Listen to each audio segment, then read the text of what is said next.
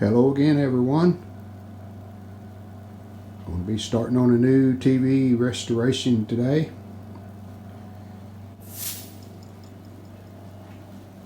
This is a Hallicrafters 7-inch T505 wood cabinet. She's pretty rough, but cabinet will clean up, and I'm not worried about that at all. Good points are that all the buttons are there, knobs are there, except for the brightness knob. But we'll come up with something for that too. So, not too big a deal there. This set was made 1949, 1950. Don't know the exact date. Maybe there'll be a stamp on the chassis. We'll see when we pull it out to start the restoration. Metal front, like the Hallicrafter radios had. And it's in pretty good shape. I think it will clean up fine. And a metal back. But it looks to be in good shape. Just dirty. Missing the AC cord. But all the knobs seem to be there. So that's a plus. Got a few screws missing out of the back, as there usually is. For some reason, old TV repairman worked on something. They tended to lose a screw or two when they put the back on. But that's okay. We've got some screws we can put back in that. So as I do in all of my TV restorations, first thing I'll do, check the picture tube. This is a electrostatic set, 7-inch, 7JP4. Hard to get. Not much of a supply left of them out there. Hopefully this one will be okay. So we're going to hook up the CR70 Syncor. Check this picture tube out. Hopefully we've got a tube that checks okay, and we can proceed with our restore. Unlike the Motorola and some other 7-inch sets, this Hallicrafters uses a different technique for the socket in the picture tube. Got a screw on both sides. A screw right here. And a screw right there. We'll take both of those out, and that will allow this bracket to pull off of the base of the tube. So we can hook it up to the Syncor and check it out. Alright, I have the universal socket hooked up. The Syncor. Universal adapter. Just has pigtails with clips. And I'll go over the connections here with you. Pins 1 and 14 are the filaments, so F1, F2, or you can reverse them, it doesn't matter on that. Pin 2 is a cathode. That's this one here. Pin 3 is G1. And pin 9 is G2. Alright, let's see what we got.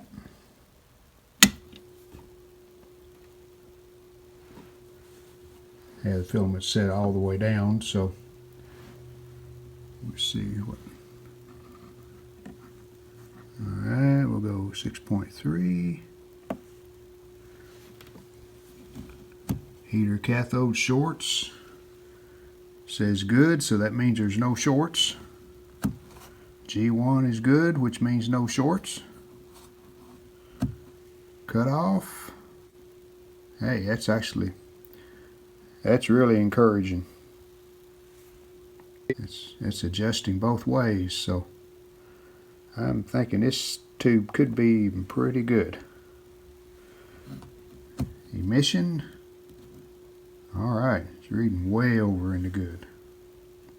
This is really encouraging, especially with that cutoff, the way it's set. And I wanted to show you one more thing. Usually when you check a 7JP4 and it's good, you get a little square image. I think you can see it there. I'm looking in the mirror, but it's got a little square that's on the screen. So that's another encouraging sign. So we're going to proceed with the restores. First thing I'll do is pull the chassis out. And I gotta really be careful. I think I'm going to put this socket back onto the base of the tube. That way the tube will have some support there in the back, because that tube just kind of floats around until you get it in that front mask. So I'll put this back and we'll see if we can get this chassis pulled out. A really good sign here on the bottom. All four of the chassis screws and washers are still there. So I'm really hopeful that this set has had very little work done to it.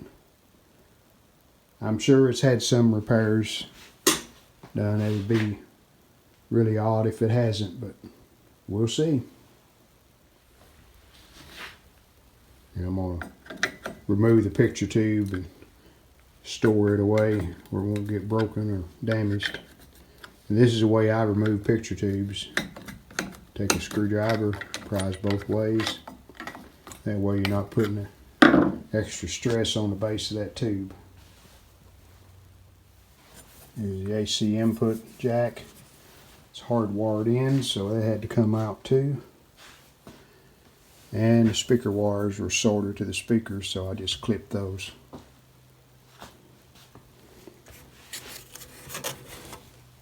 The original tag, let's say 1948. Sure does, April 1948. So I was wrong, this is a 1948 model.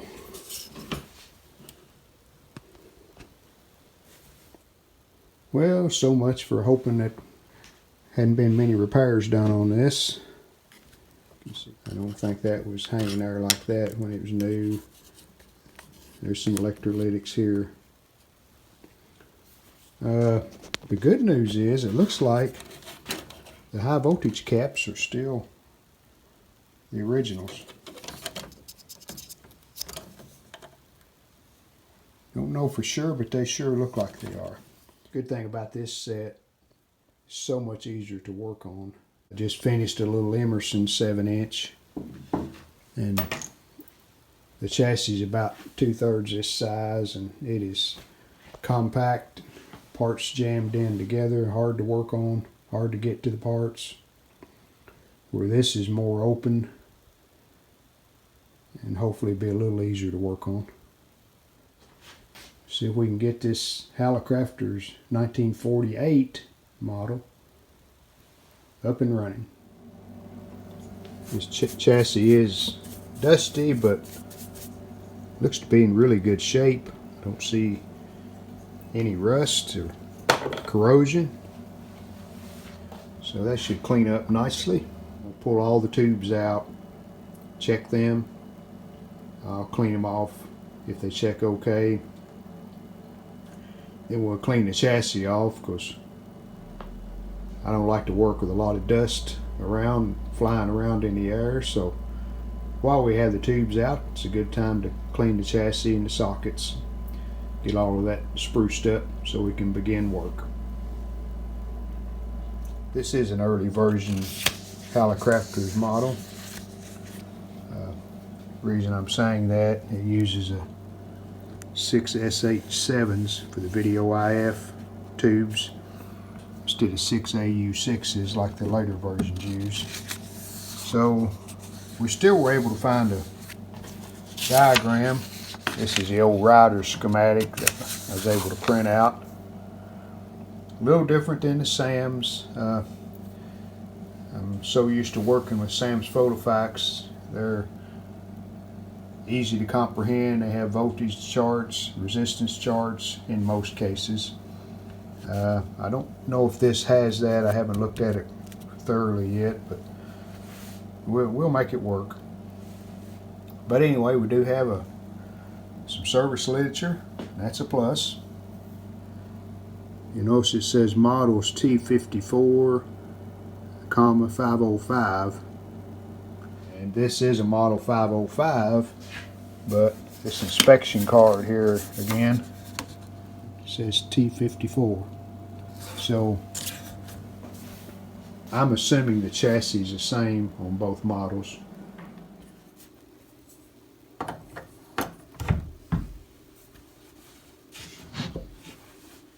Very seldom I do find a bad tube.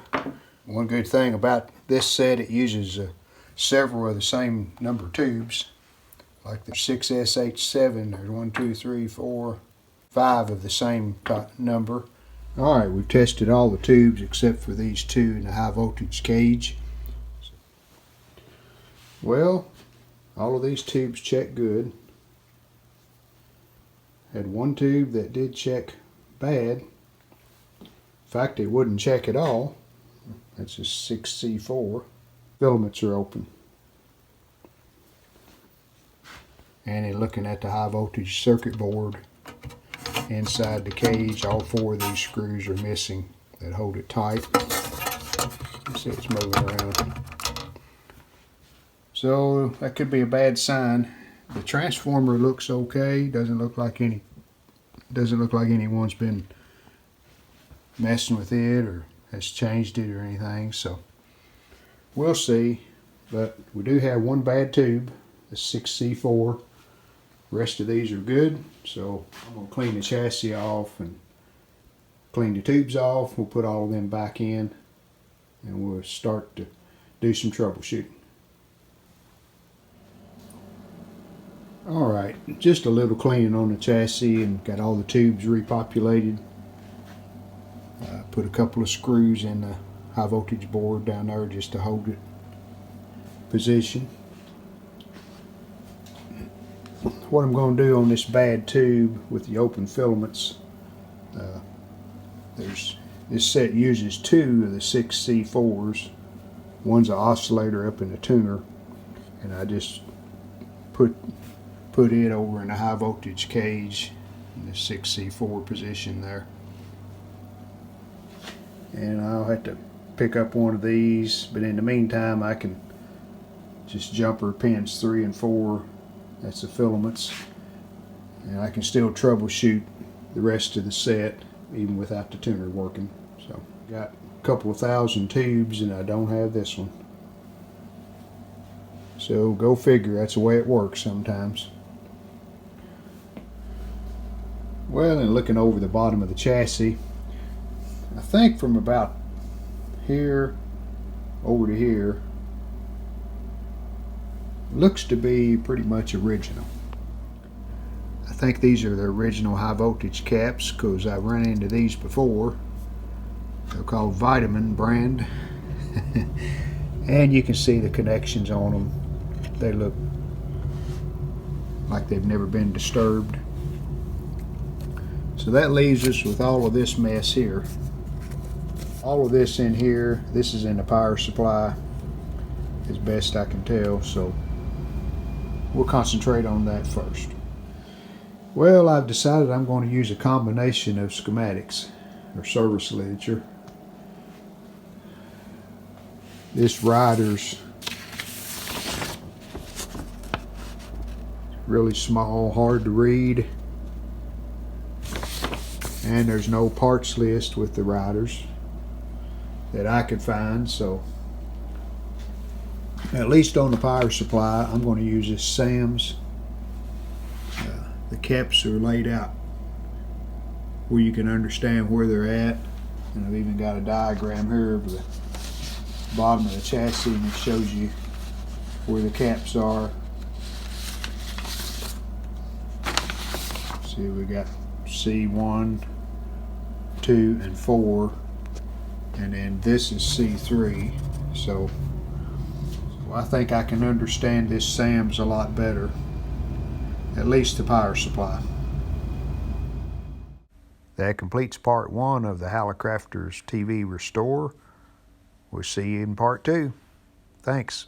We hope you've enjoyed this video. If you did, hit the like button, and we'd love it if you would subscribe to our channel. Thanks.